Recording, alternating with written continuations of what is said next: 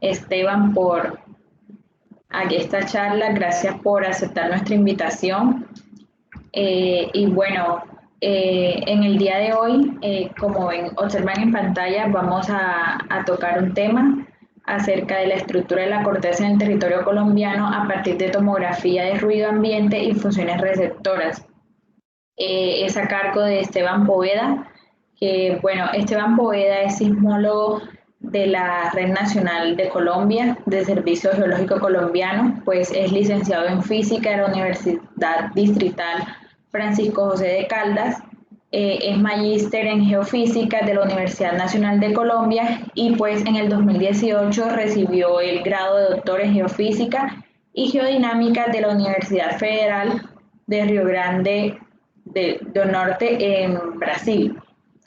Muchas gracias, Esteban, por aceptar nuestra invitación y le cedo la palabra para así iniciar con la charla.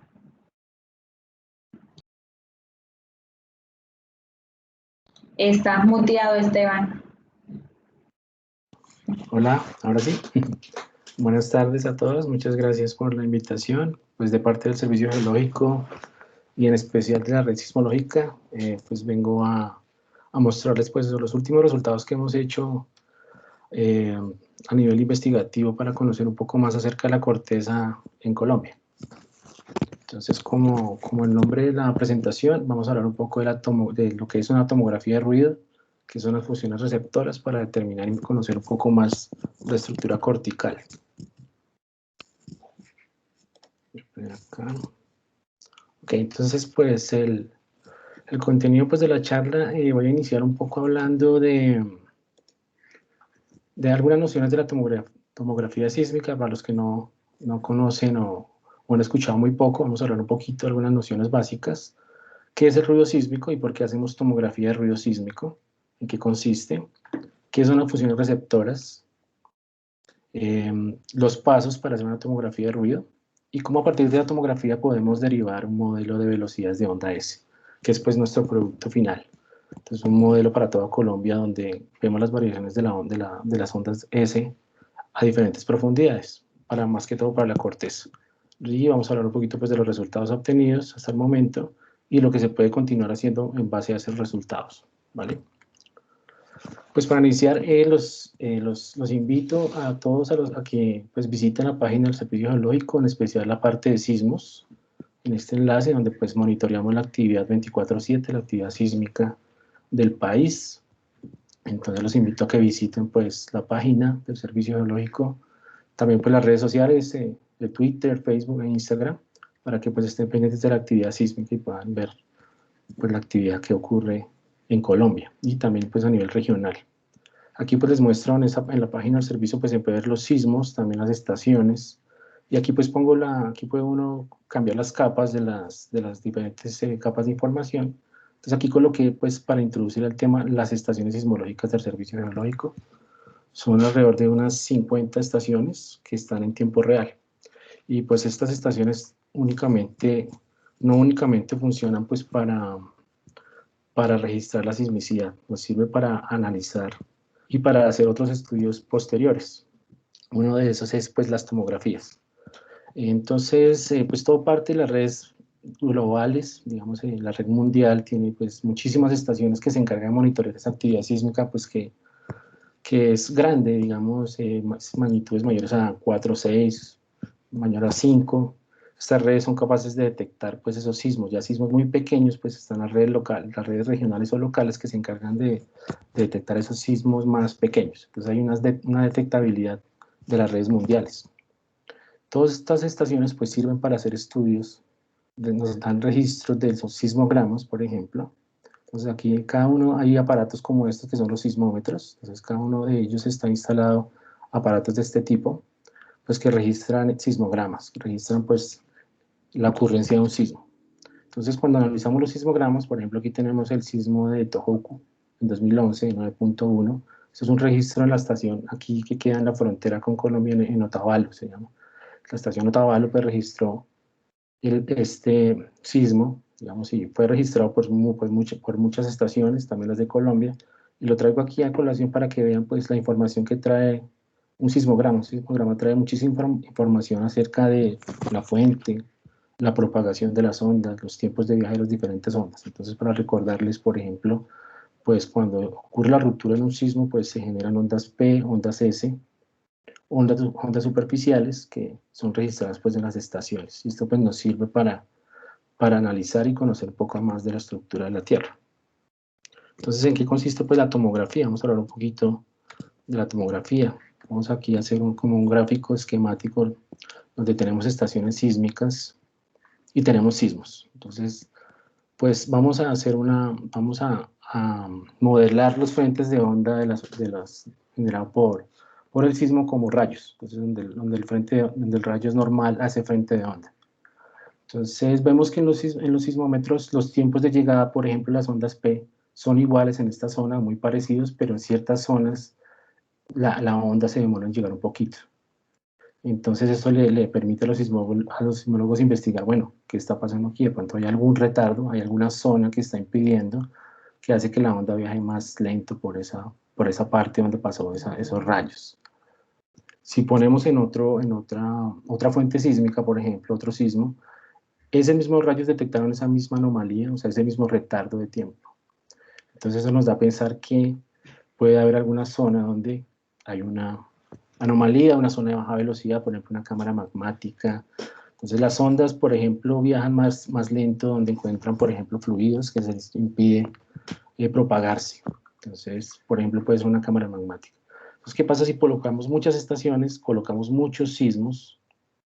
Esto nos permite dar información de anomalías que pueden haber en la zona que estamos estudiando.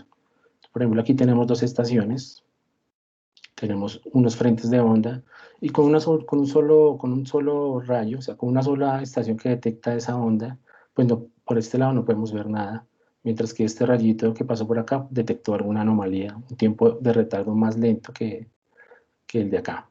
Si colocamos otras dos estaciones, vemos que pues comenzamos a ver información de dos anomalías. Pero si colocamos, pues aquí, me parece que no se ve acá, si colocamos muchas más estaciones, pues comenzamos a dar información del tamaño de esas anomalías. Entonces, básicamente, la tomografía de tiempos de viaje consiste en analizar los tiempos de viaje para detectar zonas o las diferentes anomalías que están relacionadas pues, con la geología de la zona para detectar esas anomalías. Entonces, los tiempos de viaje, los retardos en los tiempos de viaje nos sirven para encontrar esas anomalías.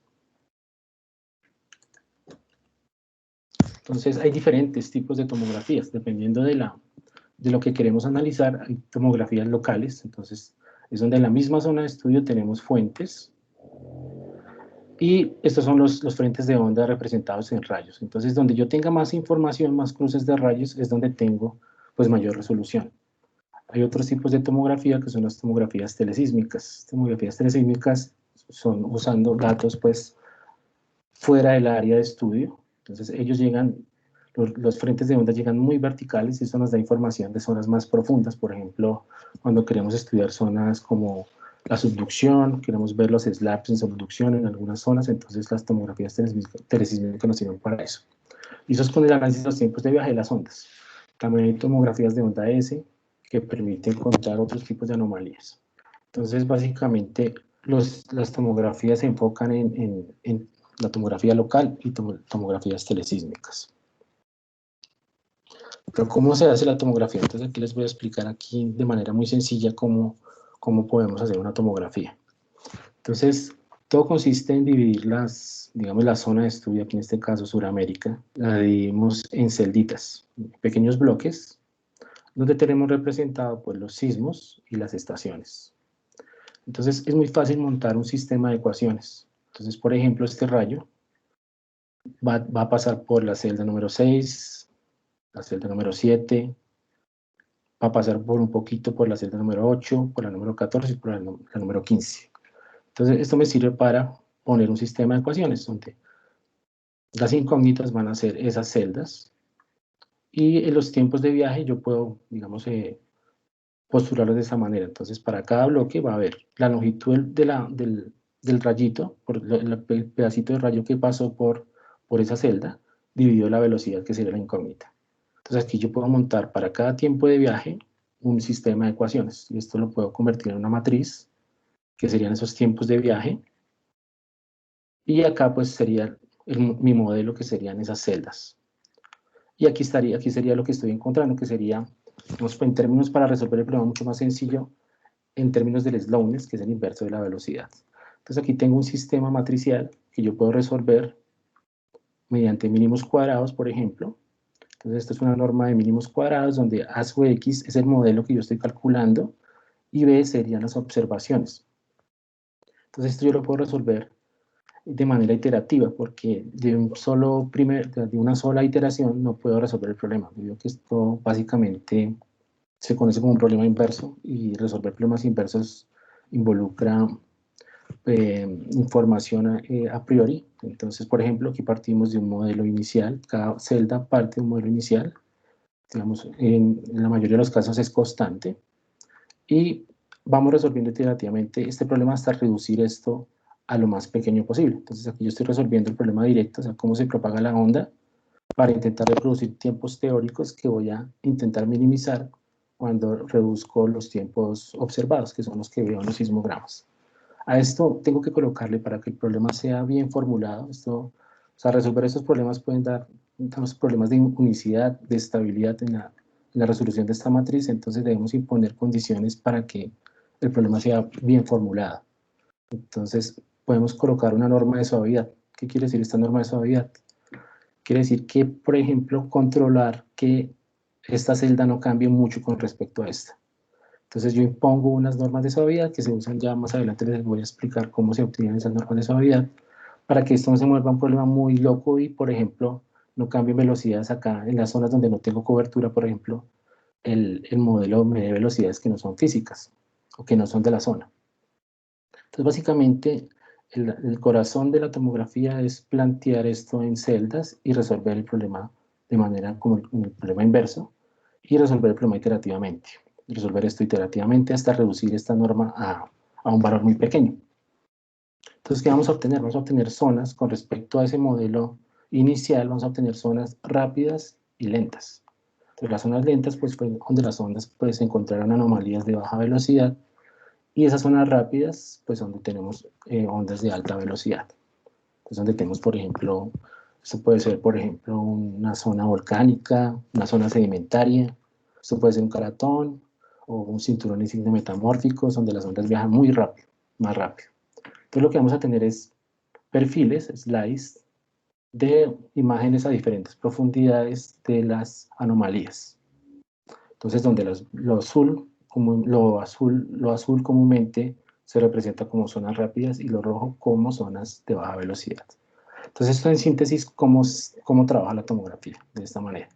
Entonces, ya existen diferentes parametrizaciones de cómo poder resolver el problema. Digamos, hay celdas, digamos, esto es en planta, pero también podemos resolver el problema. Más que todo, las tomografías telesísmicas es un cubo, el cual modelamos en forma de cubo. Las tomografías locales pueden ser con rebanaditas, o sea, se parten rebanadas y se va resolviendo el problema de esa manera. Hay otro tipo de tomografía, que son las tomografía de ondas superficiales. Entonces, en el caso anterior estamos usando los tiempos de viaje de las ondas P y de las ondas S. Acá vamos a usar las ondas superficiales. Entonces, las ondas superficiales son generadas, digamos, acá tenemos las ondas superficiales. Básicamente tenemos las ondas Rayleigh y las ondas Love. Las ondas Rayleigh se crean cuando las ondas P y las ondas S se encuentran en superficie, y hay una interacción ahí que genera esas ondas de superficie. Y esas ondas de superficie, pues, son, por ejemplo, las que mayor destrozo causan en las edificaciones cuando pasan por las zonas.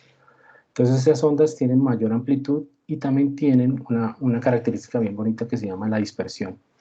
Entonces, la dispersión es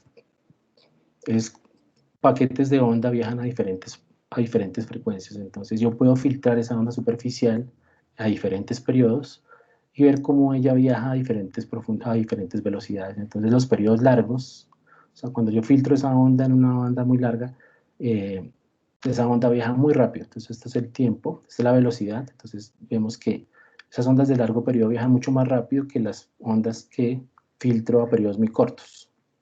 Y eso también es bien importante porque las ondas de periodo largo, por su longitud de onda, penetran a mayor profundidad. Entonces las ondas de periodo muy largo, ellas van a penetrar y van a darnos información de zonas más profundas de la corteza y hasta la litosfera. Y las ondas de periodo muy cortico, ellas nos van a dar información de las cosas más someras, por ejemplo, las cuencas sedimentarias, la corteza superior. Entonces hay una sensibilidad hay unos carnes de sensibilidad, digamos, en sismología, lo cual para cada periodo de esas ondas hay una penetrabilidad. Entonces, ondas de alrededor de 26 segundos, ellas actúan muy bien en la corteza, en las profundidades más superficiales, mientras esas ondas de periodo muy largo actúan o viajan por esas ondas más espesas. Por ejemplo, 100 segundos, estamos hablando ya de espesores litosféricos. Aquí tenemos un ejemplo de una tomografía hecha en Sudamérica en el 99, a 50 segundos. Quiere decir que 50 segundos estamos hablando de alrededor de 50 kilómetros de profundidad. Entonces, estas zonas rojitas, estamos simplemente viendo los Andes. Entonces, aquí estamos viendo toda la corteza andina, mientras que aquí en estas zonas más rápidas estamos viendo pues ya el manto. Entonces, aquí la corteza es mucho más delgada, es cratónica, entonces vemos zonas con mayor velocidad. Entonces, la tomografía de onda superficie nos da bastante información de las estructuras laterales, por ejemplo. Y esto es muy importante porque la tomografía de ruido se basa en los principios de las ondas superficiales. Entonces ya les voy a hablar un poco de eso. Aquí les muestro algunos ejemplos de tomografías que se han hecho, por ejemplo en Colombia, una tomografía pues bastante citada que es la de Taboada en el 2000. Entonces, se fue con datos telesísmicos, entonces se logra observar, por ejemplo, esta zona fría es la placa subduciendo. Ahí es interpretada como la placa del Caribe, que está subduciendo a estas latitudes en la perfil A, aquí en el Caribe. Aquí hay un perfil en la zona C, más al sur, donde parece haber como un overlap de las dos placas de Nazca y Caribe. Entonces ahí en ese artículo pues se habla de un overlapping que hay entre Caribe y Nazca. Y así ha ido evolucionando pues varias ideas de la tectónica colombiana. Ahorita ya les voy a mostrar la siguiente diapositiva. Aquí les muestro un ejemplo de una tomografía local hecha en Costa Rica. Entonces aquí ellos muestran con los datos, entonces aquí los sismos, o sea, aquí en este caso los sismos están por fuera del área, son datos telesísmicos, entonces los tiempos de llegada vienen de afuera, mientras que acá los sismos están dentro del área de estudio. Entonces acá ellos logran dar imagen de, por ejemplo, la litosfera subduciendo, de la cuña mantélica, y así sucesivamente, pero la resolución es hasta 60 kilómetros más o menos, y la corteza, la parte muy superficial, tiene muy baja resolución. Y esto es debido a que los sismos locales son muy complicados de localizar, son muy imprecisos, entonces tener una buena localización de los sismos, pues no nos permite, si no sabemos muy bien la localización de los sismos, pues tampoco podemos predecir muy bien los tiempos de llegada. Entonces este es uno de los problemas que hay, por ejemplo, para la tomografía local, la imprecisión de los sismos a la hora de localizar. Entonces no conocemos muy bien las fuentes, tenemos un error en las fuentes localizadas de los sismos. Otro problema también aquí me devuelvo a las ondas superficiales. Cuando hablamos de periodos muy cortos, es que estamos hablando de distancias muy cortas también, la onda no viajó tanto. Entonces también tener información de esos sismos locales también nos da imprecisión a la hora de hacer tomografía. Entonces hay unos impedimentos que en las cuales las tomografías nos dan, digamos, una ausencia de resolución. Aquí, por ejemplo, unas tomografías más actuales en Colombia, esta tomografía acá de Charaba en el 2015 nos muestra, por ejemplo, una tomografía local con datos con los sismos registrados en Colombia, nos da información, por ejemplo, de que aquí la placa está entrando de muy manera plana, se conoce como flat slab. Entonces aquí se ve el Nido Bucaramanga y esta placa está entrando de forma muy plana. Mientras que otro corte aquí más al sur, abajo de lo que se ha propuesto como el Caldaster, se ve una zona de un ángulo, una subducción más normal, o sea, más empinada, donde pues está presente pues, el volcanismo activo. Aquí tenemos otra tomografía también que se desarrolló por Syracuse en el 2016, y nos muestra también esas zonas blanquitas, esas zonas azulitas, nos da información del slab que está subduciendo.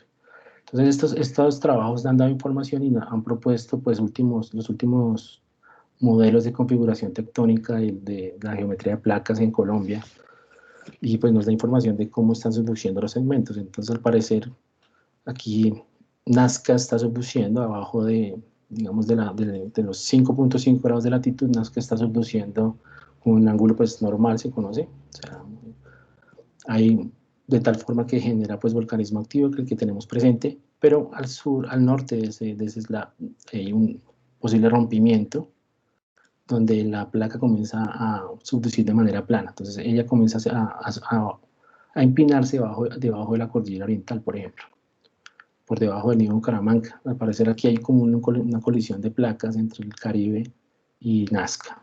Entonces es uno de los modelos que han sido creados a partir de tomografías. Pero como les mencioné, en la parte superficial, por ejemplo, la resolución es muy baja. Entonces, esto más que todo por la precisión de los sismos, la localización de los sismos. Los sismos no están geométricamente bien ubicados, o sea, no tenemos sismos simétricamente ubicados, están en lugares pues, que ocurren por la tectónica. Entonces, eso da impedimentos en resolución a las tomografías. Aunque las imágenes pues, son muy buenas, entonces hay ciertos déficits de resolución, más que todo en la parte superficial. Entonces es donde entra pues la tomografía de ruido. Entonces la tomografía de ruido básicamente está diseñada para constreñir los periodos más cortos de las ondas superficiales, es decir, entre 5 y 25 segundos, como les mencioné. Entonces es para mejorar la resolución en la parte más superficial de la corteza. Entonces la tomografía de ruido no funciona con sismos, funciona con el ruido. Entonces ya les voy a explicar un poco acerca de eso. Funciona, por ejemplo, en áreas que no hay muchos sismos, por ejemplo en Brasil, que es una zona estable, pues ellos no pueden hacer tomografías con sismos, entonces pueden usar el ruido para hacer tomografía. Entonces es bien importante. Lo mismo para si hacemos un despliegue de redes locales, pues no podemos esperar a que haya sismos, con el ruido podemos hacer la tomografía. Y podemos, entre más datos tengamos, pues podemos ser más rigurosos en las incertidumbres. Entonces esto es bien importante. Entonces vamos a hablar un poco del ruido. Pues el ruido inicialmente era lo que los sismólogos no querían usar, simplemente tenían los sismos y querían pues eliminar el ruido. Entonces para tomografías de sismos pues necesitamos filtrar los datos para mejorar las llegadas de las ondas. Pero en el caso del ruido pues necesitamos hacer lo contrario, eliminar los sismos y dejar solo el ruido. Entonces, ¿qué información trae el ruido? Entonces, para mostrarles aquí un trabajo de Brominsky, él lo que hizo fue hacer un análisis del ruido de una estación en Tucson, Arizona, y con muchos datos, o sea, una cantidad de datos muy grande, de años de registro. Entonces, él sacó el espectro de amplitud. Esto no es más que el espectro de amplitud, digamos, una densidad de probabilidad del ruido. Entonces, aquí tenemos el periodo y la amplitud de ese ruido. Entonces, él encontró que estos colores rojos nos están diciendo pues esa frecuencia del ruido, qué tanto se repite ese ruido. Entonces, básicamente él encontró que habían dos picos que se conocen como los picos, digamos, de doble frecuencia, los microsismos de doble frecuencia y de frecuencia simple. Entonces, estos tienen, o sea, al hacer el espectro de ese ruido tenemos esa información de gran amplitud. Entonces, hay energía que se está propagando de esa manera. También hay un ruido sísmico que se llama el ruido sísmico de humo, que es de muy bajo periodo. Entonces, actualmente, esto sirve para hacer tomografías globales, por ejemplo. Nosotros nos vamos a enfocar en esta zona que está entre 30 y un segundo, más o menos, entre 5 y 30 segundos, más o menos. Entonces, esa energía la vamos a recuperar. Entonces, ¿cómo explicar esa energía que se propaga? Entonces, una de las maneras es, básicamente, esa energía se genera es por la interacción del océano con cambios de presión. Entonces, los cambios de presión atmosféricos alteran pues la capa de agua de los océanos, generando ondas digamos, que se pasan al continente, generando ondas superficiales. Básicamente tendríamos ondas superficiales generadas por el ruido, por esa interacción. Entonces esas ondas vienen de un campo difuso, o sea, es una energía que no tiene una fuente determinada. Entonces esas ondas se van propagando y son registradas en las estaciones sismológicas. Entonces, eso es lo que conocemos como parte de ese ruido. Entonces, parte de otro ruido también se conoce como ruido incoherente, pues que no es energía asociada a esas fuentes, digamos, pueden ser agentes externos, pero básicamente el ruido es el registro de esta información para estos periodos. Entonces, ¿cómo recuperar esa energía? ¿Cómo recuperar esa energía y cómo hacer que poderla utilizar. Entonces resulta que desde la óptica vienen unos estudios para determinar, por ejemplo, energía difusa. Resulta que se ha propuesto que con la correlación cruzada se puede obtener esa energía. Entonces ya la siguiente transparencia les voy a explicar. Básicamente, resulta que al calcular la correlación cruzada de dos señales, del ruido de dos estaciones, podemos recuperar o aproximarnos a la función empírica de Green. La función empírica de Green es la respuesta al medio cuando se es sometida a algún impulso o alguna fuente. Entonces, básicamente, al hacer la correlación cruzada, nos estamos aproximando a esa función empírica de Green. Y esto es uno de los principios, por ejemplo, de la interferometría sísmica. Entonces, aquí en este grafiquito les voy a mostrar, los que quieran, vamos a ahondar un poco en el tema. Es un tutorial de interferometría aplicado pues a la sismología de Guapena del 2010. Entonces, básicamente muestra con algunos ejemplos sintéticos cómo es que funciona la correlación cruzada. Entonces, aquí vamos a suponer dos fuentes, o sea, dos estaciones, perdón, dos estaciones y un frente de onda unidimensional. Entonces, ese frente de onda se va a propagar y vamos a suponer que cuando la onda pase en esas dos estaciones va a generar una delta, o sea, una función delta que sería la respuesta al medio.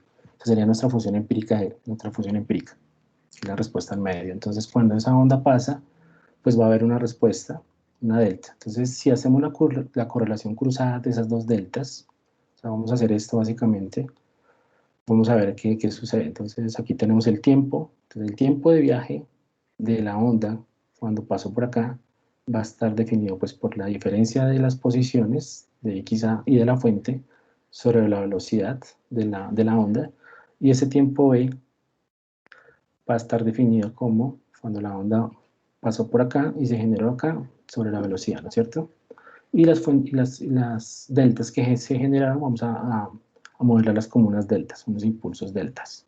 Esa sería nuestra función empírica de Green. Cuando hacemos la correlación cruzada de esas dos, obtenemos una delta que está centrada en X y en B y XA. O sea, los efectos de la fuente se han cancelado. Entonces lo que tenemos es una función delta que está centrada, que depende de XB y XA. Quiere decir que es como si se generara la fuente en la estación A. Entonces hemos eliminado los efectos de la fuente de ese campo difuso para tener una onda que se propagó desde XUA a XUB. Y ese es el principio de las fuentes virtuales, que se conocen en la interferometría sísmica. Entonces quiere decir que cuando hacemos la correlación de dos señales, estamos de alguna manera cancelando los efectos de la fuente, de ese campo difuso, y aproximándonos a la función empírica de Green, que es la respuesta del medio. Entonces eso es un principio que comenzó a utilizarse a medida que comenzaron a aumentar también las estaciones sismológicas. Entonces los trabajos de tomografía se dispararon básicamente en los años, en el 2000, comenzaron a crecer drásticamente los estudios de tomografía con ruido. Entonces las ventajas es que las estaciones conocemos la posición, no tenemos el problema del error de la localización de las estaciones, y podemos poner las estaciones donde podamos. Las fuentes de los sismos pues ocurren en zonas específicas, mientras que las estaciones pues tenemos la posibilidad de colocarlas en los lugares que queramos. ¿Qué pasa cuando hacemos la correlación cruzada? Entonces vamos a ver este gráfico acá. Cuando hacemos la correlación cruzada de las dos señales de ruido, entonces aquí vemos, estos punticos son las fuentes sísmicas. Entonces si la fuente sísmica es homogénea, entonces vamos a tener dos partes, una parte positiva y una negativa. Entonces quiere decir que la energía que viajó, esta es una estación y esta es la otra estación, entonces quiere decir que la energía que viajó de un lado a otro me está mostrando la energía recuperada. O sea, eso vamos a ver como, aquí vemos unas deltas, pero ya cuando ya estamos hablando del ruido, pues ya vemos un paquetico como una onda superficial. Entonces, cuando tenemos una distribución homogénea de estaciones, pues tenemos una correlación simétrica. Esto se conoce como una correlación simétrica. Entonces, esta información, digamos, centrado en cero, si conocemos pues la distancia, obviamente conocemos la localización de las estaciones, pues entonces tenemos el tiempo, entonces podemos estimar la velocidad con la cual se viajó este paquetico. O sea, la velocidad que viajó de aquí a acá, la onda. Si la distribución de esa energía, de las fuentes de ruido, es, digamos, inhomogéneo, entonces la correlación por un lado va a ser más pequeña. Digamos, si la energía viene en una dirección. Si la energía viene en la otra dirección, la mayor cantidad de energía, pues la correlación va a ser mayor en la parte antisimétrica. Entonces, esto es algo bien importante porque cuando tengamos nuestras correlaciones de ruido, pues van a ser, en algunas zonas van a ser pequeñas. Entonces, por ejemplo, nosotros tenemos el Caribe, tenemos el Pacífico al este, al oeste, entonces obviamente hay una tendencia a que sea mayor la energía que viene de ese lado. Entonces podemos obtener correlaciones con mayor amplitud al lado derecho. Por ejemplo, aquí tenemos una imagen del US Array, es un megaproyecto que tiene Estados Unidos, donde iba desplazando las estaciones poco a poco en diferentes periodos de tiempo. Entonces ellos hicieron tomografía de ruido para esa cantidad de estaciones. Entonces entre más estaciones tenga, pues voy a tener mucho más trayectorias, dando mayor resolución. Entonces aquí ellos, digamos, esto fue en el 2008, comenzaron a hacer la tomografía, ya ellos ya tienen mapeado casi tienen mapeado ya todo Norteamérica. Aquí ejemplos en otros países, por ejemplo, entonces aquí podemos graficar. Entonces básicamente lo que estamos viendo acá son las correlaciones de ruido para cada estación, para cada par de estaciones organizadas por distancia. Entonces las estaciones más lejanas y las estaciones más cercanas en el cual puede recuperar la función empírica de Green o la correlación. Entonces, por ejemplo, estos son datos, digamos, globales con con una cantidad de datos muy grande que acaso se alcanza a ver como una reverberación, que son las ondas R1 y R2. Entonces aquí tenemos esas correlaciones de ruido obtenidas. Aquí, por ejemplo, otro en Estados Unidos. Estas son las correlaciones obtenidas. Entonces estas correlaciones sirven para hacer la tomografía. Entonces aquí lo que vamos a hacer es filtrar en diferentes bandas de frecuencia y hacer las tomografías para diferentes periodos, como en mi principio la tomografía de ondas superficiales. También hay estudios locales donde se ve, por ejemplo, a nivel, digamos, de las estructuras volcánicas. Aquí en el volcán Pitón de la Fornais, se hizo tomografía también para mapear zonas más pequeñas, para hacer tomografía de ruido también. El ruido también sirve para monitorear el estado de los volcanes, entonces eso es bien interesante también, pues es otro tema. Y pues en Colombia, es un trabajo que pues hemos realizado pues, como autor.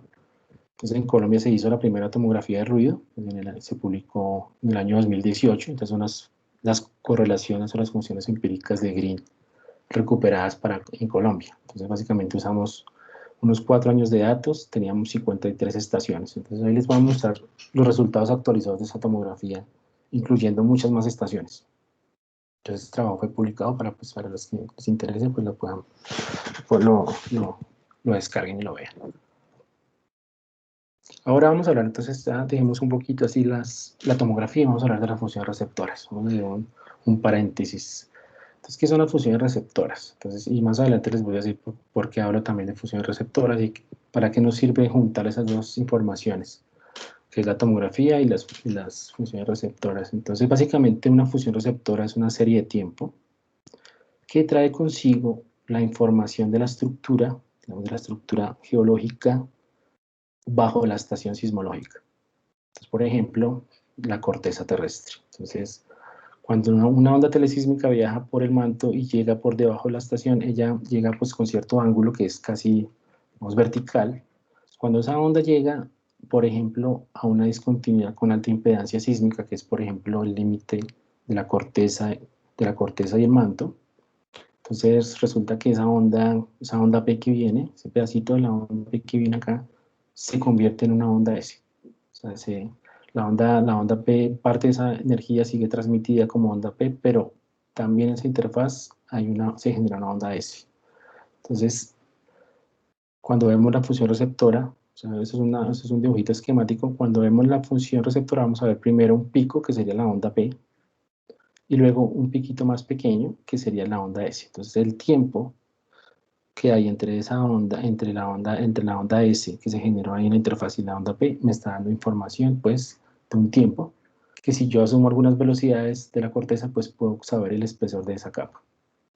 Esa es la función receptora, entonces ya les voy a mostrar cómo es que se generan esas funciones receptoras. Entonces, básicamente, yo puedo obtener el valor del espesor de la corteza para cada estación, bajo cada estación, usando esta técnica. Entonces, usamos datos telesísmicos y ya les voy a mostrar cómo es que se generan esas ondas, esas funciones receptoras. Entonces, básicamente yo no puedo trabajar con sismos a ciertas distancias, yo no puedo trabajar con sismos a una distancia menor de 30 grados de distancia epicentral y no puedo usar sismos a una distancia mayor de 90 grados de distancia epicentral. Entonces, básicamente estoy en un rango de 30 a 90 grados. ¿Por qué no usar menor a 30? Porque ya son ondas que están viajando dentro de la corteza, entonces no me sirven.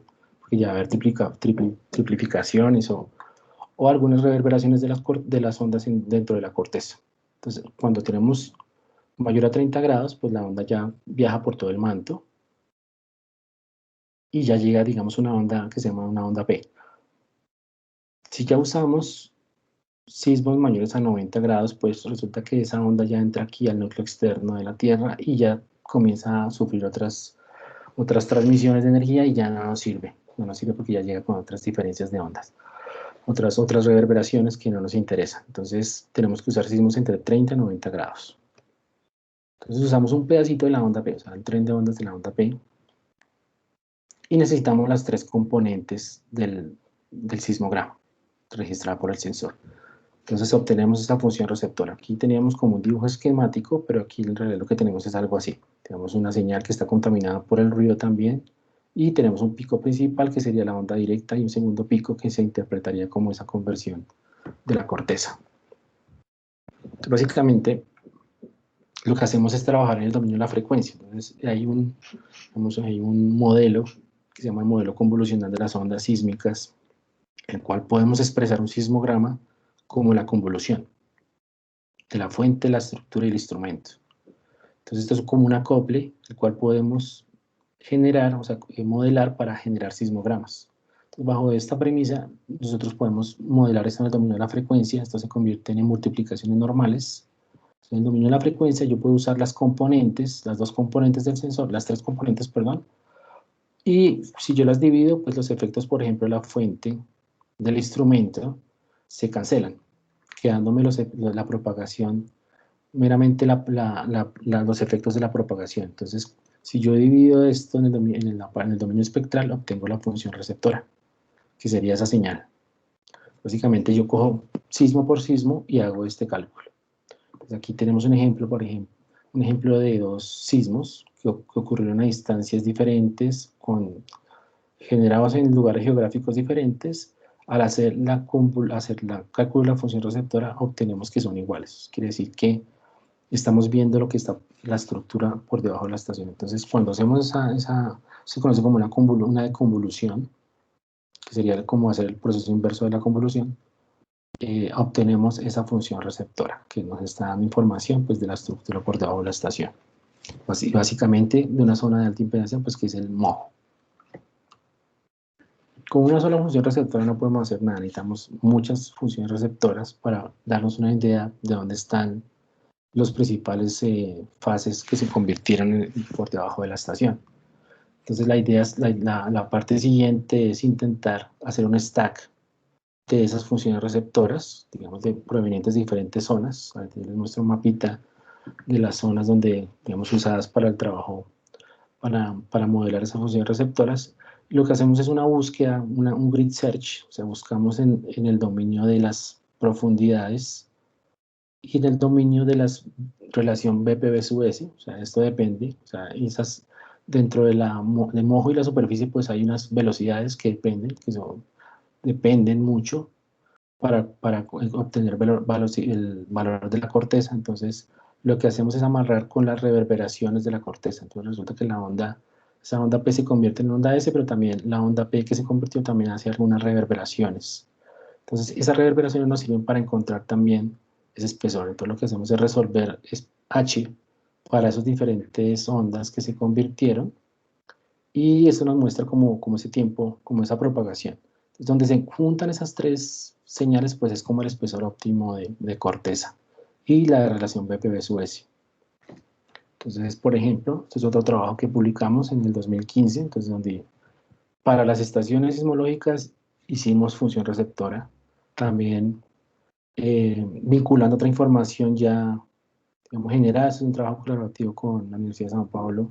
Entonces, hicimos un trabajo ya que se había compilado valores de espesor de corteza, entonces nosotros usamos los de nosotros, usamos información de otros proyectos, por ejemplo, el proyecto Nariño, que es un proyecto una línea sísmica que se hizo en los años 70 y en los años 80. Entonces, toda esa información nos sirvió para sacar el primer mapa de corteza pues, de Colombia, pues, con fusión de receptores y compilación de otros trabajos. Entonces, básicamente, ¿qué vemos acá?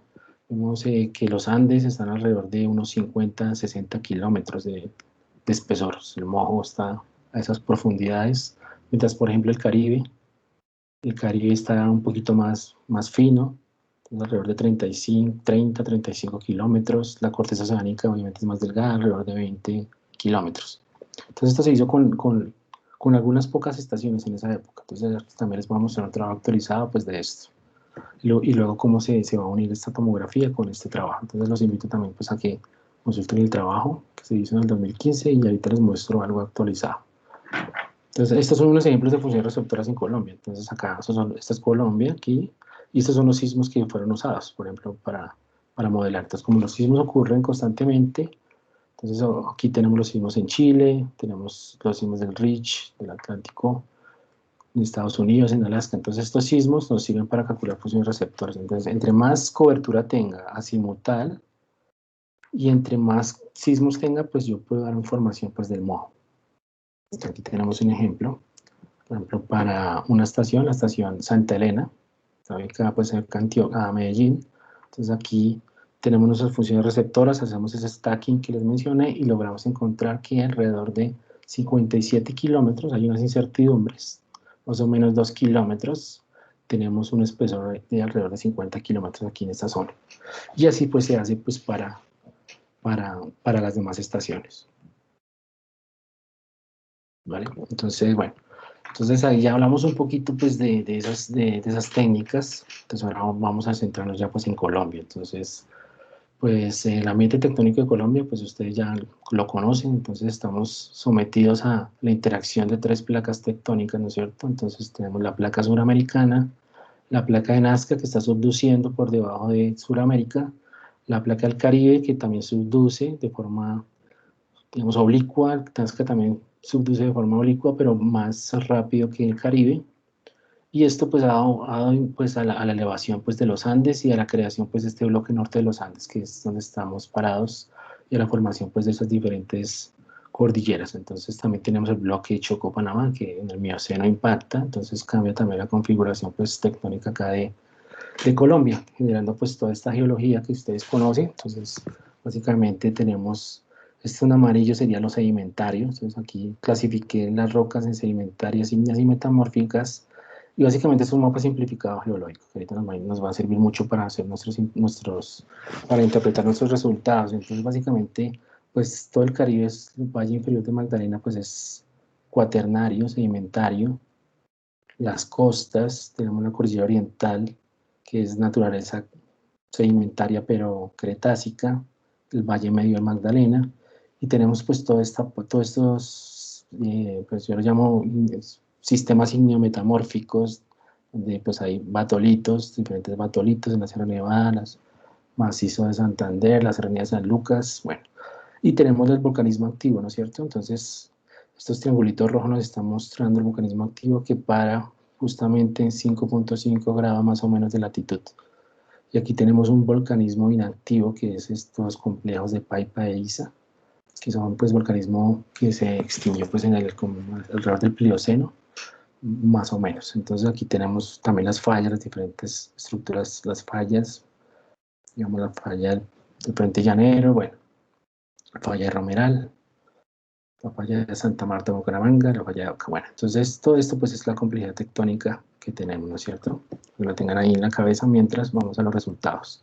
Entonces, en los primeros trabajos, como les mostré, teníamos alrededor de 50 estaciones sismológicas, ¿cierto?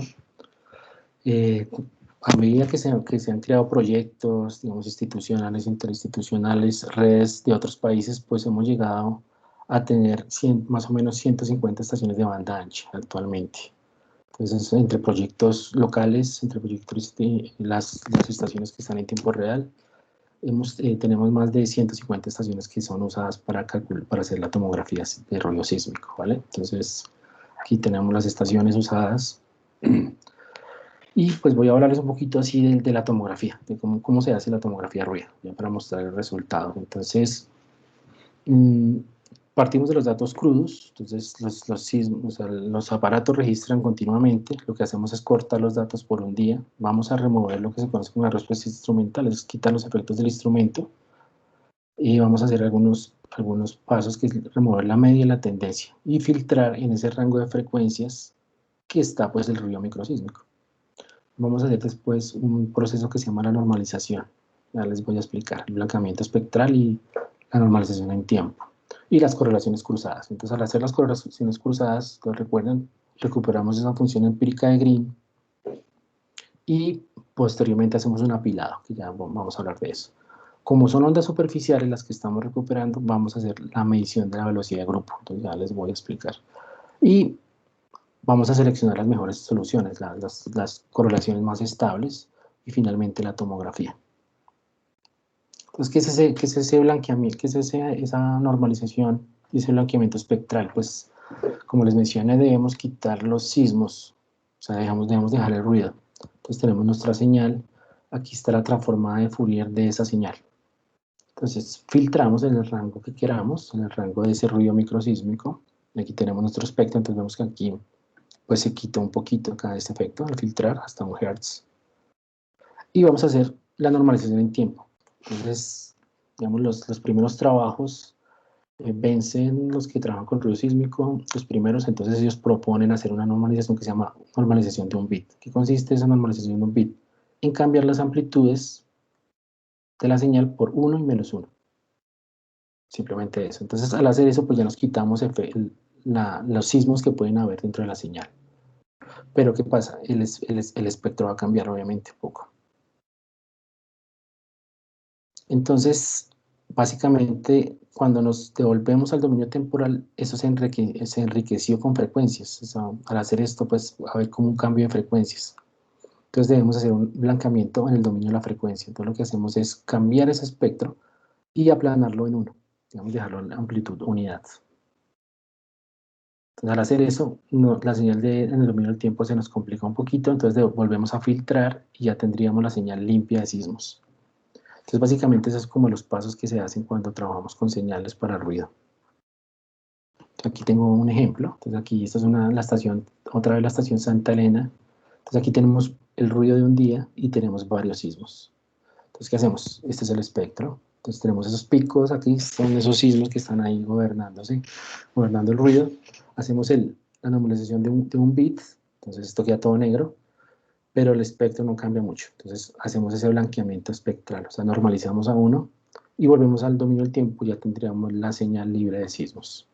Esto tiene sus riesgos porque, por ejemplo, aquí ya no controlamos la amplitud del ruido. Entonces aquí solo nos vamos a preocupar de la fase, que es lo que nos interesa. Entonces, si queremos hacer trabajos de atenuación o algo así, pues no vamos a tener información de la atenuación. Simplemente los tiempos de viaje de las ondas.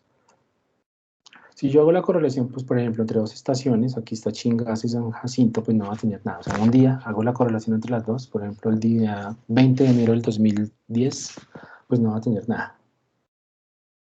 Básicamente no tengo nada. Tengo que tener mucha información. Entonces tengo que recolectar muchos días para el mismo par de estaciones para tener una información, una onda recuperada, una función empírica de Green recuperada. Entonces, básicamente trabajamos con datos desde el 2012 al 2019.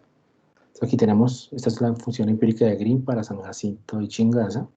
Entonces tenemos 2, esta es la amplitud, entonces este es el 0, entonces tenemos como les mencioné, un pedacito muy pequeño que viene, o sea, esta energía es la que básicamente viene en esta dirección y estamos recuperando, mientras que esta es la energía que viene del sur, básicamente del continente, entonces por eso es más pequeño.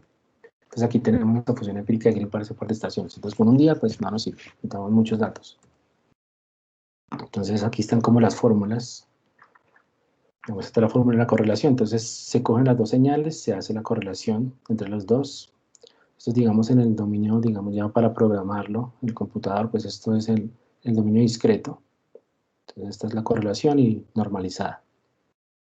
Lo que sí tiene un poco más de trabajo es el stacking. Entonces como tenemos que sumar esos días para cada parte de estación, entonces debemos aplicar, bueno, esa es una propuesta que se realizó y da pues bastante éxito, es ponderar esa sumatoria. Aquí tenemos la sumatoria de todas las trazas para un par de estaciones y va a ser ponderada con la fase instantánea. La fase instantánea la obtengo a partir de la transforma de Hilbert.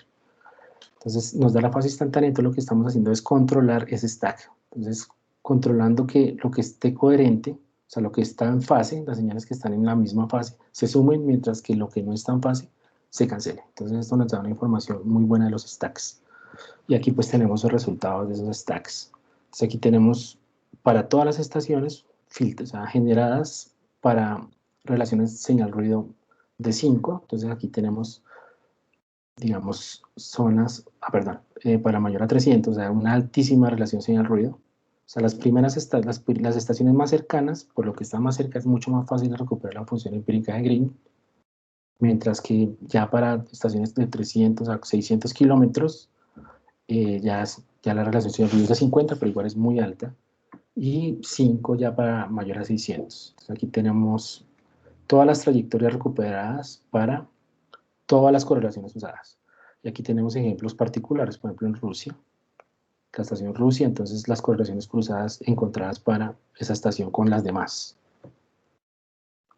Aquí, por ejemplo, bueno, aquí repito Rusia, Helena, otra vez, aquí están las correlaciones cruzadas. Entonces, esta es la energía que yo voy a usar para hacer la tomografía. Entonces, hagan de cuenta que son sismos, esto es un sismo que se registró en todas las demás estaciones. Entonces, estas dos ondas propagando, la energía propagando, ¿sí? Entonces, la ventaja es que conocemos muy bien las estaciones, no vamos a tener el problema de las estaciones, de la localización de las estaciones, y vamos a tener una cobertura pues mejor. La distribución de las estaciones pues es más o menos homogénea, entonces nos sirve para hacer una buena cobertura. Ahora la segunda parte, entonces, la medición de las ondas. Entonces lo que hacemos es filtrar las ondas en diferentes bandas para construir lo que se conoce como una curva de dispersión. La curva de dispersión hagan de cuenta esto mirándolo desde arriba. Entonces este punto representa un punto acá, este segundo punto representa otro punto acá, este punto representa otro punto acá. Entonces esto nos da la curva de dispersión, donde tenemos el periodo y la velocidad. Entonces esta curva vamos a coger de a pedacitos, entonces voy a coger por ejemplo 10 segundos, todas las correlaciones voy a coger los 10 segundos de información y voy a invertir esa información para mapas de 2 segundos, por ejemplo. Entonces voy a coger toda la información de 10 segundos, la información para todas las correlaciones y voy a invertir esas correlaciones. Hay que hacer un control de calidad, entonces yo tengo que saber con cuántos días de stacking mi correlación es estable. Entonces hago algunos análisis de comparación, digamos, con el máximo stack que tenga y voy aumentando los días a ver hasta que ellas sean muy parecidas. Entonces, cuando yo sepa que son muy parecidas, pues la correlación ya es muy estable, entonces ya puedo usarla para la tomografía. Entonces, básicamente, por ejemplo, para una trayectoria de 700 kilómetros, que es entre Helena y Uribia, que queda al norte, necesito más o menos 400 días, o sea, más de un año, para poder invertir las ondas. Se me traba aquí el computador.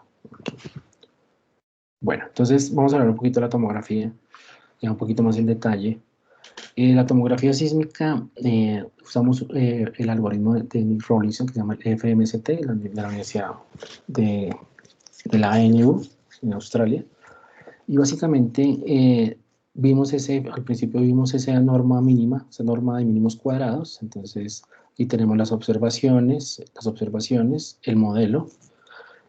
Y eso está controlado por dos normas. Entonces, una norma que se llama una norma digamos, de mínima. Entonces, nosotros partimos de un modelo de velocidades inicial. Entonces, lo que hacemos es controlar que ese modelo, que esa solución no se aleje mucho de esa velocidad inicial. Entonces, para que no nos dé velocidades muy no físicas, digamos, que se salgan de los límites físicos de la zona. Y una segunda norma que depende de esa norma de suavidad que les mencionaba, que entonces nos controla que los diferentes celdas no cambien abruptamente de velocidad. Entonces esto se resuelve. Entonces, aquí tengo mis observaciones, que son todos mis tiempos de viaje para diferentes periodos de las correlaciones, y aquí estoy resolviendo el problema directo. Entonces aquí estoy generando datos sintéticos. Entonces, ¿cómo resuelve esos datos sintéticos? Básicamente lo resolvemos. Espérate un segundo que se me bloqueó acá. Bueno, con un esquema de diferencias finitas. Entonces, básicamente, lo que hacemos es resolver lo que se conoce como la ecuación iconal. La ecuación iconal viene de la ecuación de onda, de resolver la ecuación de onda, eliminando la parte de las amplitudes. Entonces solo nos queda el frente de onda, que depende pues del slowness, de la velocidad, del inverso de la velocidad. Entonces, ¿qué hacemos? Resolver esa ecuación en las diferentes nodos de las celdas. Entonces él va evaluando en que el tiempo es mínimo. Entonces va evaluando básicamente el principio de Fermat. Entonces las ondas que están acá se van propagando, él va evaluando, y donde el tiempo sea mínimo se va trasladando. Entonces él crea como una cosa que se llama el narrow band. Entonces va creando el frente de onda para todos los puntos. Entonces él va resolviendo esos tiempos teóricos y los va comparando con los tiempos observados, va minimizando ese residuo y va encontrando pues la mejor solución. Entonces aquí tenemos un ejemplo de cómo funciona. Entonces aquí tenemos zonas de baja velocidad, que es lo rojo. Entonces él va a buscar esas zonas de tiempo mínimo, donde es más rápido, donde la onda va a viajar mucho más rápido. Entonces va a comenzar a encontrar esas anomalías resolviendo esa ecuación iconal. Entonces él va a resolver el problema directo, luego vuelve otra vez iterativamente hasta reducir el residuo de mínimos cuadrados. Entonces esto viene controlado, esas normas, o sea, para controlar esa inversión. Entonces hay dos parámetros que se llama el eta y el epsilon, que controlan estos dos factores, que es el de el vínculo próximo con un modelo inicial y la suavidad. Entonces lo que hacemos es hacer curvas, hacer la tomografía muchas veces para intentar encontrar el mejor valor. Entonces aquí hay un abordaje que es el de las curvas L. Entonces yo lo que hago es buscar esos valores para valores muy grandes y valores muy pequeños, y donde el punto más cercano, como el equilibrio entre el ajuste de los datos y la perturbación del modelo, me está dando ese valor óptimo de eta y de epsilon. Básicamente eso controla muy bien la suavidad del modelo, o sea, que no sea un modelo muy brusco, que sea un modelo suave y que pues, me esté mostrando las anomalías. Bueno, y finalmente pues los resultados, ya nuestros primeros resultados. Entonces aquí tenemos la tomografía. Estos son los resultados por algunos periodos. Entonces para 7 segundos, 14 segundos, 20 segundos, 30 segundos, 35 segundos, 40 segundos. Entonces, como les había mencionado, hay unos kernels de sensibilidad. Entonces, básicamente, como operamos con la componente vertical de los sismogramas, entonces tenemos ondas Rayleigh. Entonces las ondas Rayleigh tienen una penetrabilidad en profundidad. Entonces, por ejemplo, cuando hablamos de 5 segundos, esa información está dándonos, o sea, brindando información de profundidades entre 0 y 10 kilómetros, 10 segundos entre 0 y 15 segundos, y así. Entonces, por ejemplo, una tomografía de 7 segundos, pues es lo más superficial que hemos obtenido. Entonces, obviamente nos está dando información, pues, de la geología en superficie.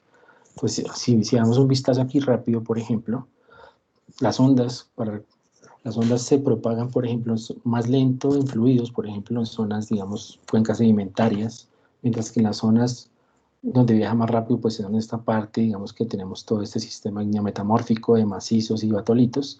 Entonces, miremos acá el mapa. Entonces, por ejemplo, aquí todo lo que es el valle inferior de Magdalena se ve como rojito. Quiere decir que las ondas están viajando muy lento. Y toda esta parte que es sedimentario, vemos zonas de baja velocidad. O sea, la cosa está concordando muy bien. Y, por ejemplo, aquí donde tenemos toda la parte de Batolito, el Batolito antioqueño, vemos alta velocidad en la Sierra Nevada de Santa Marta, que es neometamórfico, vemos zonas de alta velocidad. Vámonos para la Cordillera Oriental, que es naturaleza sedimentaria, zonas de baja velocidad, donde tenemos el macizo de Garzón, toda esta zona, vemos como algunas anomalías de alta velocidad. Y así para 14 kilómetros, para 14 segundos, perdón. Entonces, más o menos estamos viendo entre 0 y 15 kilómetros. Entonces, el efecto todavía es el mismo de la parte superficial. Si nos vamos un poco más a profundidades mayores, entonces comenzamos a ver los efectos, por ejemplo, del volcanismo. Entonces, aquí esta zona donde está el volcanismo activo. Y, por ejemplo, acá donde están esos volcanismos inactivos, también vemos un efecto de zonas de baja velocidad. En el Caribe continúa, entonces vamos a ver más adelante a qué puede estar relacionado esto. Permítame un segundo, yo prendo la luz aquí.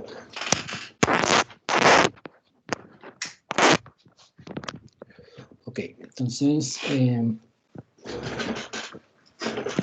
una de las cosas bien importantes es evaluar pues, nuestros resultados de esa tomografía, ¿no es cierto? Entonces, uno de los efectos o uno de los métodos se llama hacer una prueba de checkerboard, como una prueba de tablero de ajedrez, donde nosotros asumimos que conocemos la solución. La solución va a ser cambios de alta y baja velocidad, como un tablerito de ajedrez. Entonces, básicamente la tomografía depende pues, de la cobertura de rayos, de la información que tengamos. Entonces lo que hacemos es resolver el problema directo con esta geometría, con la geometría que tengamos. Entonces, resolvemos el problema directo. Esto nos va a dar una información de tiempos de viaje. Entonces con esa información invertimos de nuevo, o sea, hacemos la inversión y vemos una solución. Entonces, vemos qué tanto nos recupera ese tablero de ajedrez al hacer la inversión. Entonces, por ejemplo, aquí tenemos donde tenemos las zonas de mayor trazamiento de rayos, pues parece que la cosa se ve muy bien. Y donde tenemos zonitas de donde casi no hay cruzamiento de rayos, pues se recupera muy bien la cosa. Entonces, estas son pruebas de ajedrez que toca hacerlas, checkerboard, para evaluar pues dónde tenemos buena información o en qué partes podemos creer o en qué parte no podemos creerle la tomografía. Entonces, aquí tenemos unos mapas de checkerboard que hemos hecho. Entonces, aquí este es el modelo de entrada. Y hacemos lo que les digo, resolvemos el problema directo, obtenemos unos tiempos de viaje teóricos, esos tiempos de viaje teóricos los invertimos y obtenemos las zonas donde tenemos la mejor resolución. Entonces ustedes pueden ver, entonces esto nos está mostrando una velocidad y nos está mostrando también anomalías. Entonces donde no tenemos rayos, por ejemplo, pues aquí se perturba todo. Mientras que como la parte, aquí no les mostré una cosa, aquí tenemos los rayos, me olvidé mostrarles, entonces está la cobertura de rayos. De todas las correlaciones, de más de 6.000 correlaciones que encontramos, que obtuvimos. Entonces, obviamente, en esta parte de Colombia, pues en el centro, pues se ve muy bien, o sea, la recuperación es muy buena. Aquí en esta parte, pues podemos confiar. Y ya los bordes comienzan a decaer. Entonces, por ejemplo, para 14 segundos está la información. Si nos vamos para 30 segundos, ya más profundo, pues recuperar esas ondas de largo periodo son más complicadas en la correlación. Entonces, pues ya comienza a decaer un poquito los bordes de la tomografía. Pero igual el centro pues se ve muy bien. Entonces podemos hablar, por ejemplo, de la parte de los volcanes, podemos hablar del valle, de los batolitos, aquí todo esto. Podemos confiar en esas zonas. Estas son las antiguas pruebas del trabajo que publicamos en el 2018, entonces ha mejorado bastante ya en nuestros bordes. O sea, antes teníamos esto muy difuso, anterior ya aquí pues podemos mejorar un poco más la información, extender la información. Vale, entonces tenemos la tomografía, que estaba acá. Tenemos nuestros resultados, son coherentes, ya vamos a hablar un poquito más de eso. ¿Y qué es lo que sigue? Entonces, resulta que yo tengo muchos tomogramas, entonces tengo 10 segundos, 50 segundos, bueno, aquí no son 50 segundos, aquí era otro ejemplo que puse, pero tenemos 10 hasta 40 segundos, que es lo que más o menos recuperamos con el ruido. Entonces lo que voy a hacer es construir otra curva de dispersión, pero ya regionalizada. Entonces en cada punto yo lo que voy a hacer es dividir la región en nodos de 50 kilómetros y para cada punto, para cada periodo voy a construir una nueva curva. Entonces, por ejemplo, aquí tenemos un punto en 10 segundos, que más o menos es una velocidad de tanto. Entonces, digamos que es 2.5, entonces pongo aquí 2.5. Me voy para 10 segundos, para 20 segundos y en ese mismo punto pues tengo otra velocidad para 50 segundos, para 10 segundos, 20 segundos, perdón. Y así voy construyendo otra curva de dispersión. Entonces, para toda la rama de periodos, para cada punto yo tengo una curva de dispersión. Entonces tengo la velocidad y tengo el periodo. Entonces, ¿para qué me sirve construir esta curva? Porque yo puedo modelarla, yo puedo invertirla para generar perfiles de velocidad de onda S. Entonces yo puedo modelar esta forma de onda, o sea, esta forma, bueno, yo la llamo forma de onda, la puedo llamar esta forma de la curva de dispersión para intentar reconstruir modelos de velocidad. Entonces ya con velocidades ya tengo la profundidad específica para cada anomalía y ya pues esto me sirve para otras cosas también. Entonces, nuevamente actualizamos las funciones receptoras. ¿Por qué usamos funciones receptoras? Porque básicamente en los periodos muy largos, ya digamos 40 segundos, que son los umbrales de la corteza, por ejemplo, debemos controlarla, debemos ponerle un constraint a esa inversión y qué bueno pues sería poder saber la corteza en ese punto para poder invertir de mejor forma y que el resultado pues sea más coherente. Entonces calculamos las funciones receptoras para todas las estaciones nuevamente, para las 100 y pico, Por ejemplo, acá tenemos para la estación El Rosal. Entonces miren que en 8 segundos, Rosal queda aquí en la cordillera oriental, cerca pues aquí en Cundinamarca. Entonces vemos que en 8 segundos se ve un refractor muy claro. Entonces 8 segundos nos da indicios de que la corteza está alrededor de unos 55 kilómetros más o menos. Entonces aquí actualizamos nuevamente con más sismos nuestro mapa de corteza. Ya tenemos más información acá, por ejemplo, en Sierra Nevada, con un proyecto que hubo acá.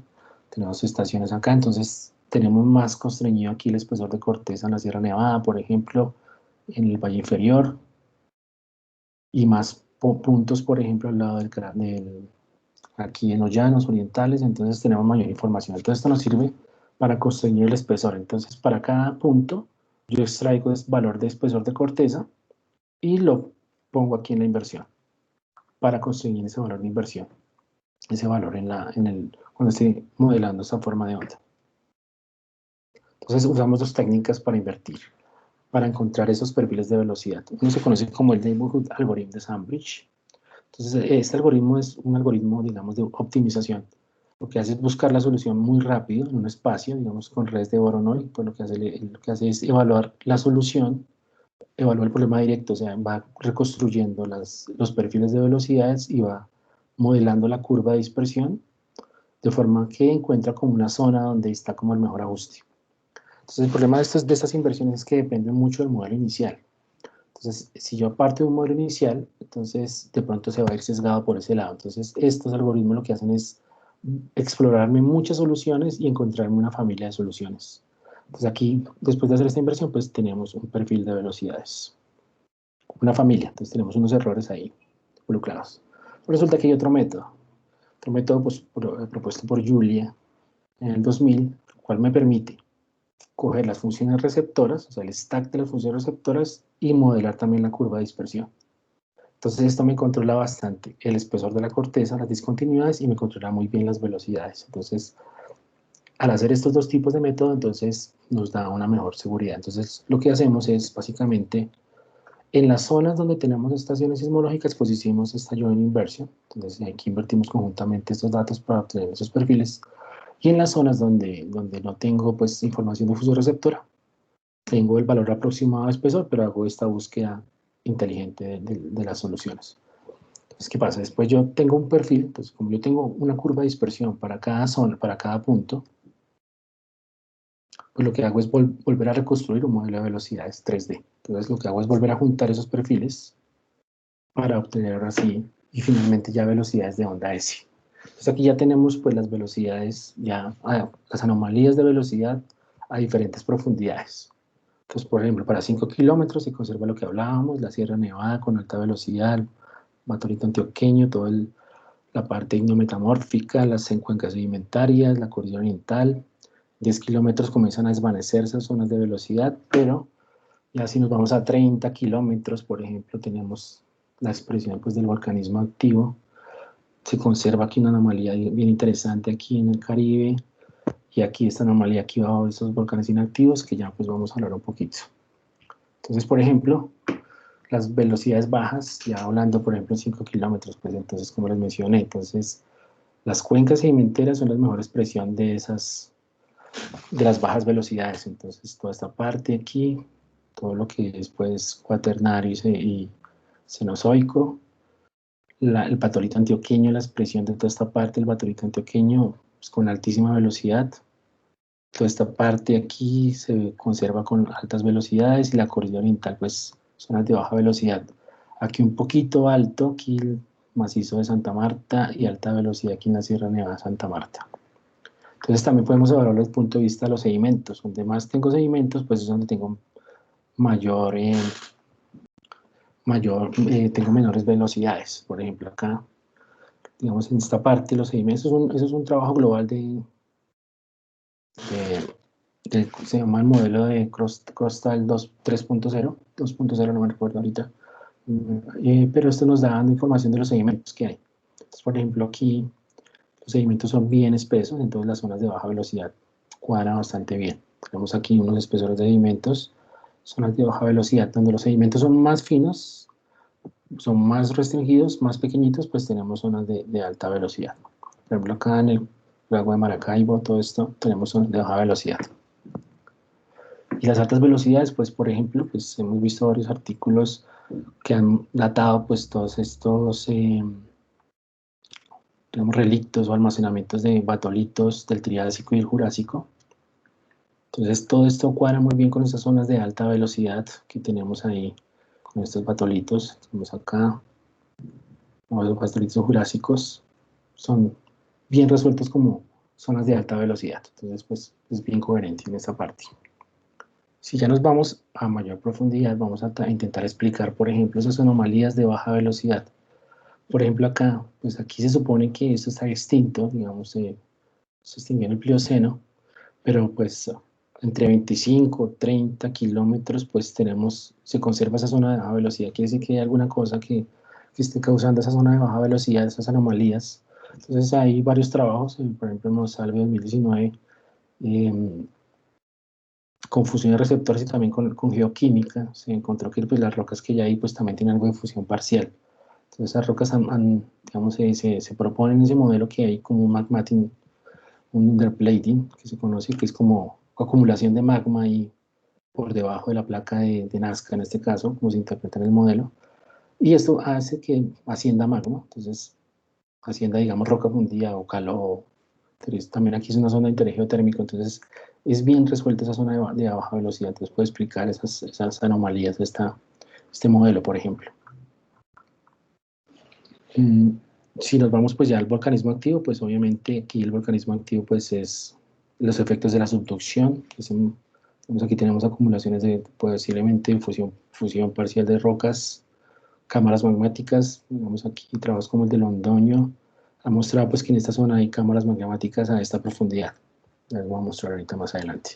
Y por ejemplo vemos aquí, digamos aquí con el modelo propuesto aquí, en los últimos modelos, este posible efecto de subducción pues causa estas anomalías en la corteza. Entonces aquí podemos ver que hay un corte de baja velocidad a alta a esas profundidades más grandes, que puede estar relacionado pues con ese slab tear ahí que tenemos en esa zona.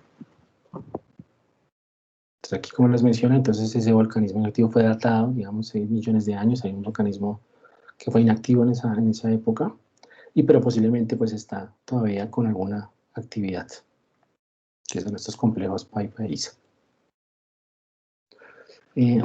Estamos aquí investigando, por ejemplo, esta anomalía de baja velocidad que vemos acá. Trabajos como el de Lara, también desde el punto de vista geoquímico, mostrado que aquí hubo reportes de rocas que tienen digamos, una señal, digamos, directamente de la astenosfera. Entonces esto fue subduciendo, esa placa, la placa del Caribe fue subduciendo de manera muy plana, llevando esas zonas de baja velocidad, digamos, ese ascenso de magma.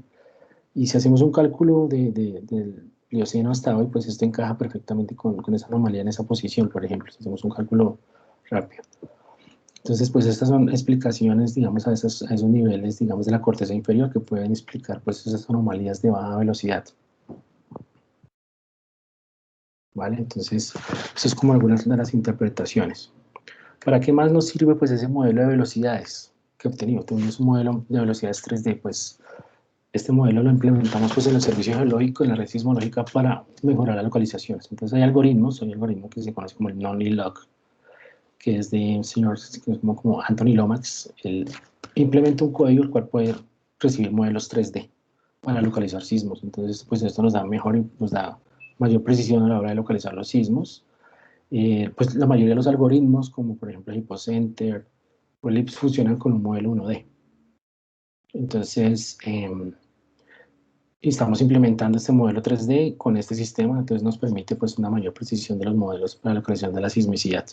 Adicionalmente, este NONLINDOC nos da unos errores estadísticos, digamos, son más creíbles que los que proporcionan los otros algoritmos, que dependen más del método que de los datos y todo, y la cobertura. Los datos y el método como tal. Entonces, estos errores de NONLINDOC están más relacionados como a la cobertura de los datos y a las propiedades de la localización del sismo. Adicionalmente, pues, los modelos 1D que obtuvimos, tenemos un modelo 3D, pero también anteriormente tenemos modelos 1D que también utilizamos para hacer estudios locales. Por ejemplo, tenemos redes locales para monitorear la actividad sísmica en zonas pequeñas, entonces pues esos modelos, uno de que tuvimos también nos sirve para modelar, para localizar sismos más en áreas más pequeños.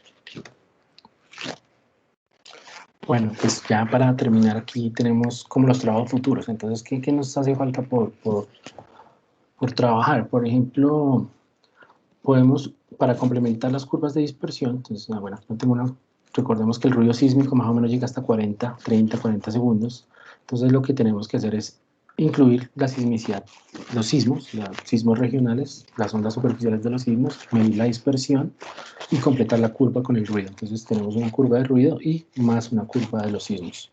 Y eso nuevamente invertirlo para tener mapas más profundos. Ustedes recuerdan que los sismos nos dan periodos también de alrededor de 100 segundos, un poquito más, hasta unos 30 segundos. Ya 20 segundos ya comienza a haber una imprecisión, porque ya la onda viaja por la corteza, hay algunos cráteres, entonces aquí lo complementamos con el ruido, y entonces tendríamos curvas de dispersión también de sismos para completar toda una curva más completa e invertirla y obtener modelos de onda S. También podemos usar las ondas log. Entonces, nosotros usamos las componentes radial, la componente vertical del sismograma, también podemos usar las componentes horizontales y así extraer ondas log. Entonces, ondas transversales, entonces recuperamos la componente vertical de las ondas Rayleigh, que son las ondas Rayleigh, y también obtener la componente, digamos, transversal, que serían las ondas log. Entonces, al obtener esas ondas log, hacer todo el proceso que les mencioné, podemos calcular, o sea, tenemos acá lo que hicimos en este modelo 3D fue obtener velocidad vertical, o sea, propagada horizontalmente, verticalmente polarizada. Se conoce como la onda SB.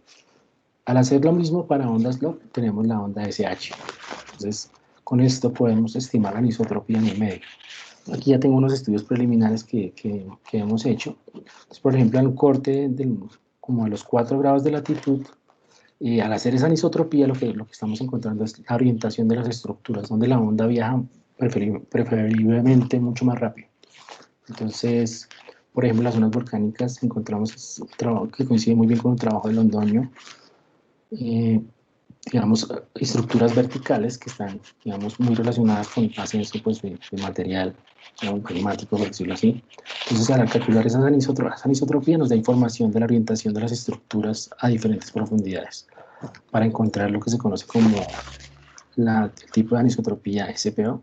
Entonces, aquí tenemos, por ejemplo, podemos encontrar información acerca de almacenamientos de magma, estructuras, digamos, alineadas, y así encontrar más información de la estructura de la corteza. Entonces esto pues es todo lo que falta por hacer, seguir actualizando las funciones receptoras para constreñir mejor pues, la corteza y así pues poder mejorar estos modelos de velocidades.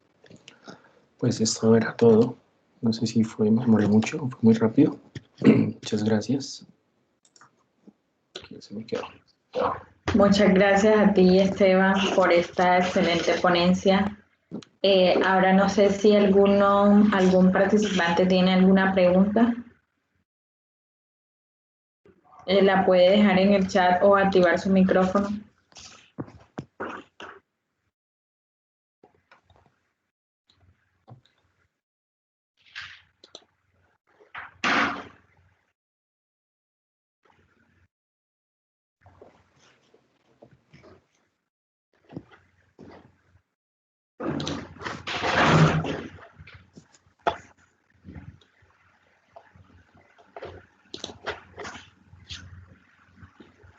Por lo visto, como que no hay preguntas. Bueno, pues igual, pues los que quieran les puedo dar mi correo. Si alguno tiene alguna pregunta, pues aquí lo escribo. Mi correo es Poveda. Aquí le preguntaron que si hay alguna forma de acceder a las formas de onda para las estaciones del servicio geológico. ¿De acceder? Miguel Alejandro le pregunta. Sí, claro, ahorita hay un servicio. A ver si logro llegar aquí al servicio. Espérate. Pues básicamente ustedes entran aquí a la página del servicio geológico.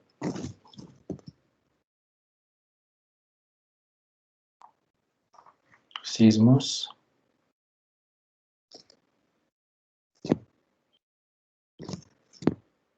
Y bueno, entonces aquí nos ponemos aquí. Ah, no, perdón, yo llego así. Entonces, básicamente, escojo un sismo. Digamos, quiero bajar este sismo. En el Pacífico, bueno, y aquí descargas. Y aquí puedes descargar la forma de onda. Entonces aquí puedes hacer unas peticiones para descargar la forma de onda. Entonces aquí están como las instrucciones, las estaciones que están disponibles, algunas estaciones que no están disponibles porque están como en proceso de revisión, digamos, de algunas cosas. Pero pues las que están en el listado son las que se pueden descargar. Y aquí descargar, le das aquí descargar y aquí colocas la estación que deseas descargar. Entonces el tiempo, digamos el tiempo de la estación, el código de la estación es ahí, la parte de aquí explica cuál es el código, cuál es la componente, bueno, etc. Ahí pueden bajar datos si les interesa.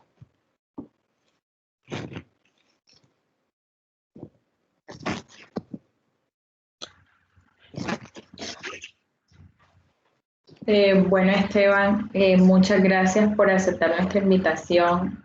Eh, Excelente ponencia. Esperamos pues seguir contando con muchas más ponencias y también muchas gracias a todos los participantes pues por asistir. Que tenga una feliz noche y muchas gracias por todo. Bueno, Valentina, muchas gracias a todos los asistentes y pues estamos en contacto. Quería preguntarte algo, disculpa. Sí, dime. ¿Será que la ponencia la podemos subir al canal de YouTube? Sí, claro. Ah, vale, perfecto. Entonces en el canal de YouTube estará disponible esta ponencia. Bueno, muchas gracias. Estén muy bien. Vale, hasta luego. Chao.